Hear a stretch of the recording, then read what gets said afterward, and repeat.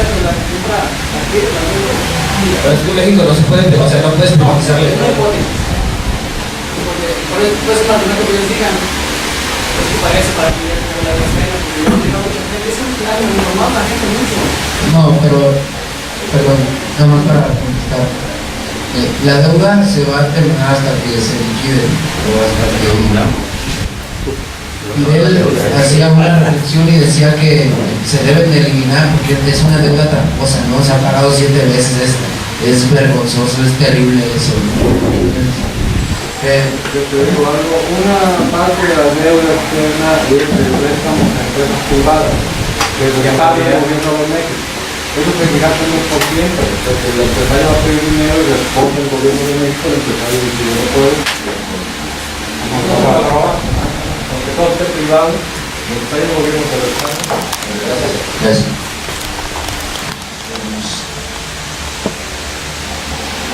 Sus tácticas son básicamente la no intervención del Estado en la economía y su adelgazamiento vía privatizaciones y desregulación, el recorte del gasto público, el fortalecimiento de la propiedad privada.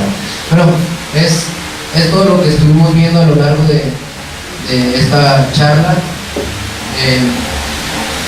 Me gustaría que alguien dijera a grandes rasgos este parrafito, a ver si quedó claro. Pues yo quisiera, digo, no es únicamente ese parrafito, sino quisiera hacer una reflexión sobre, porque ese parrafito tiene que ver con la esencia precisamente del tema, ¿no? Y lo que aquí ha quedado claro con la intervención de los compañeros es de que el neoliberalismo no es una moda, pero tampoco tiene una base teórica. El neoliberalismo pues es el mismo liberalismo llevado a su máxima expresión en la etapa moderna. Tiene sus orígenes pues en los orígenes del capitalismo industrial, más allá del mercantilismo, los orígenes del capitalismo, más allá de otras teorías económicas como los fisiócratas, de donde toma algunas bases, sobre todo de donde toma el carácter natural o la naturaleza humana. Por ejemplo, el gran teórico del capitalismo de los años 1700 y pico, Adam Smith, el papá de la teoría capitalista, dice, fíjese, la trampa consiste en decir, el hombre por naturaleza tiene ciertas características, entre ellas, pues, la moral, entre ellas, el querer ascender en la escala social, el querer tener más, etcétera, esas características, y entre ellas la libertad. Entonces, la economía debe de ser una economía natural que propicie la libertad de la actividad de los hombres de manera individual, porque esto, como un subproducto de su actividad individual, va a provocar un bienestar común. Es decir, si le damos libertad a los capitalistas para que hagan su trabajo, ellos, sin proponérselo, así lo decían, van a lograr un bienestar común.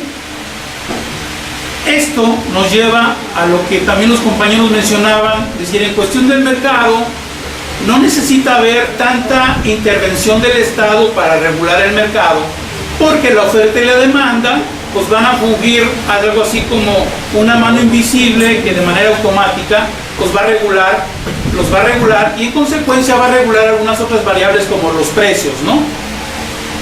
Como el saciar las necesidades de los individuos. Esa es la base del liberalismo. Después de eso, bueno, eso viene junto con la revolución industrial, que es el boom del capitalismo moderno, del capitalismo, mejor dicho,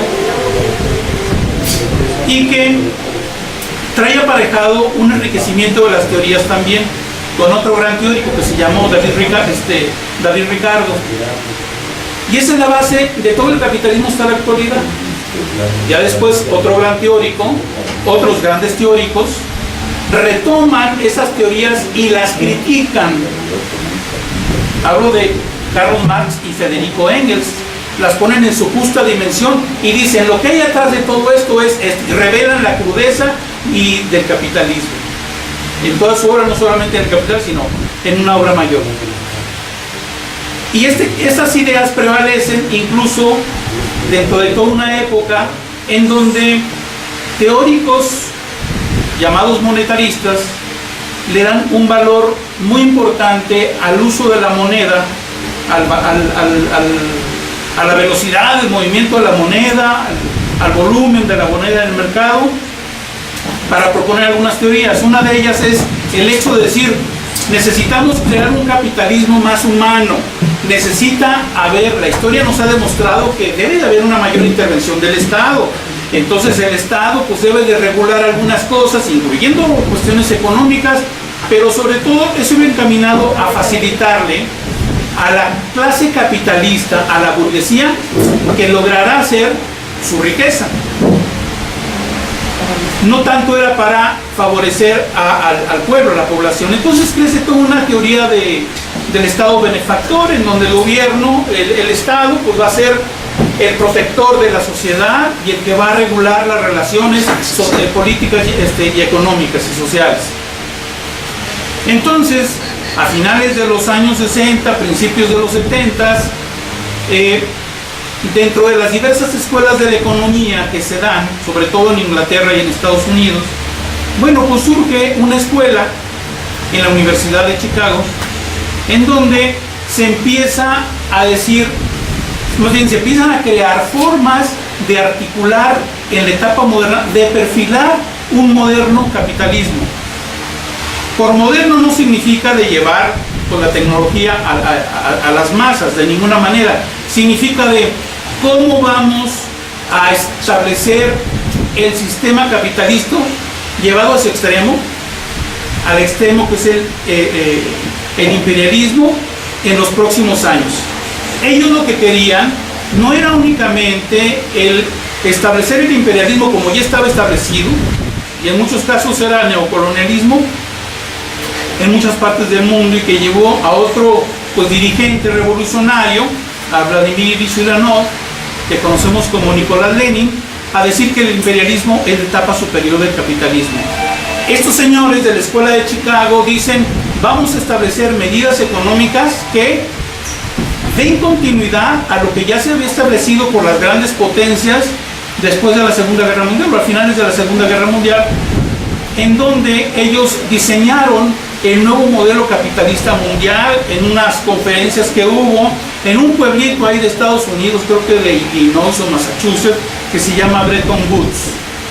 Allí establecieron la necesidad de abrir Disculpe, los mercados. ¿No es una bolsa correduría financiera?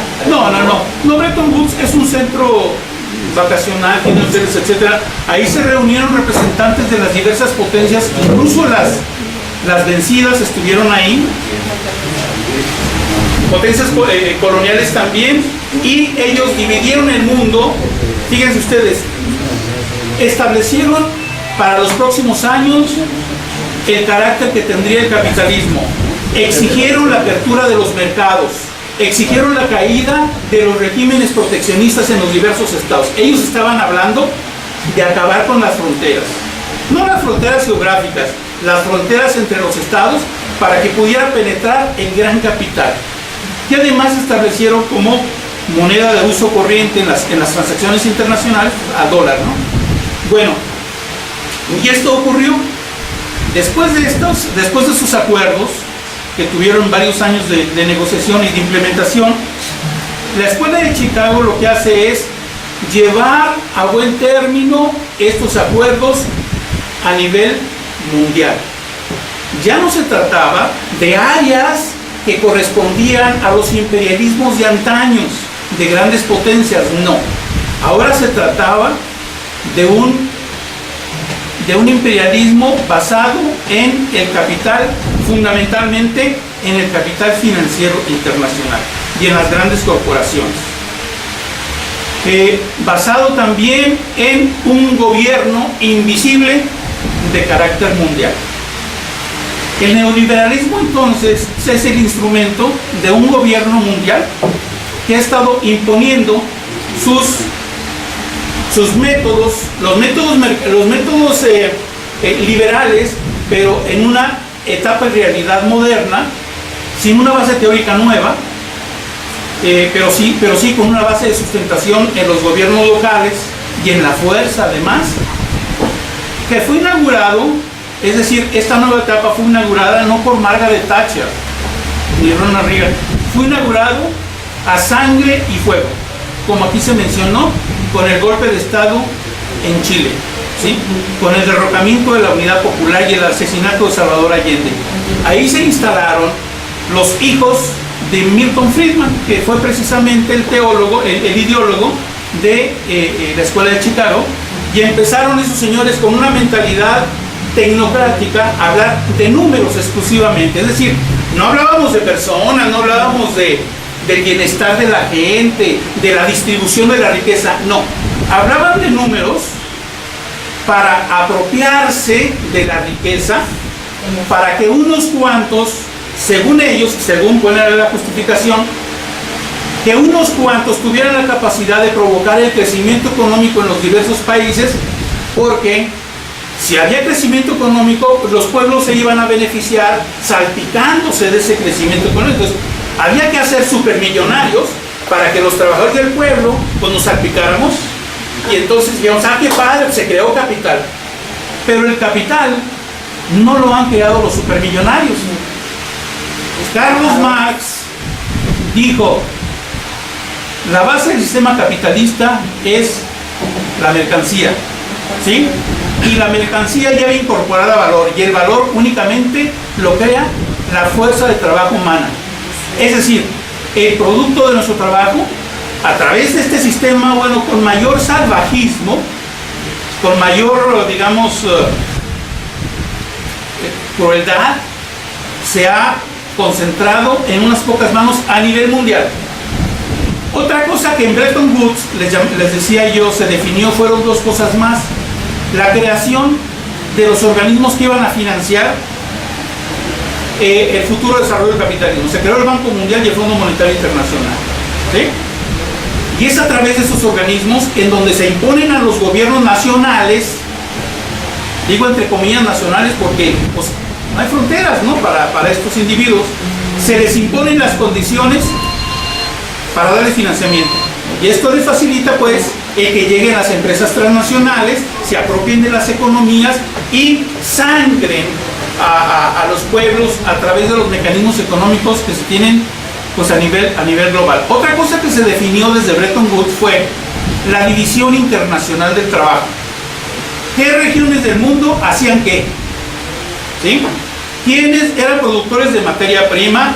Y hasta ahí les vamos a permitir eso. ¿Quiénes eran productores de bienes de capital? ¿Quiénes eran productores de determinados? Y todo eso se vino sofisticando hasta la actualidad. Hoy lo que en realidad existen en los diversos países no son empresas integradas verticalmente desde su principio a fin en los países, no. Nos han hecho maquiladores. Entonces nosotros producimos aquí una pieza, en China producen otras, en Taiwán producen otras y se arma en Corea del Sur, por ejemplo, ¿sí? Y el producto terminado, ¿quién finalmente se llevó la ganancia? Las empresas. Entonces, a través del capital financiero, son empresas que siguen alimentando a sus instrumentos de poder, el capital financiero. Si ustedes se dan cuenta, todo eso, por ejemplo, de lo que hablaban, el consenso de Washington del 89, que fue las definiciones, o más bien, que fue las determinaciones de las potencias para aplicarse en países pues, llamados emergentes, más bien eran países periféricos y subdesarrollados, incluyendo México, y han tenido por objetivo justamente el reacomodar las piezas de los países con todas las medidas que ya han mencionado los compañeros, con todos los ajustes, las regulaciones, con el debilitamiento de las entidades estatales de los estados para que tengan primordialmente el poder las grandes corporaciones. Hemos visto películas en donde las grandes corporaciones tienen el poder, no sé si las han visto ustedes, futuristas. Bueno, pues eso es lo que está sucediendo precisamente. Yo menciono todo este rollo porque